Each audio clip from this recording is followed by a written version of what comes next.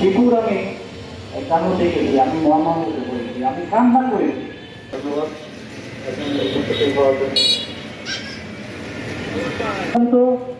অত্যন্ত দরিদ্র ফ্যামিলি, ছেলেটা সুপারভাইজার হয়েছিল। জোরালো কণ্ঠে আবারও বলি, বাংলাদেশ অন্তর্বর্তীকালীন সরকার দেওয়া এবং ভবিষ্যতে আমি অনুরোধ করব এই বাংলাদেশের মানুষদেরকে সংক্ষিপ্ত বক্তব্য শেষ করছি। জয় শ্রীরাম। আমাদের দেশের প্রত্যেকটা মানুষের উচিত হবে এই টিপু দাসের। এখন আপনাদের সাথে বক্তব্য রাখবেন। এটা মানবাধিকার লঙ্ঘন, তো আমিও বলছি না বলি।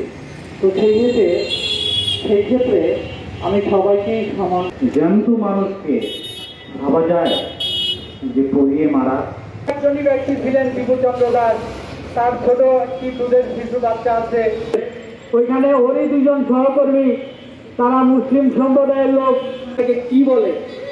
যাই হোক, আজকে এই মালিক তাকে দিয়েছে, অথচ দেখেন ওই কম দোহাই দিয়ে তাকে এই বর্বরচিত হামলা করে পৈশাচিকভাবে মৃত্যুবরণ করা।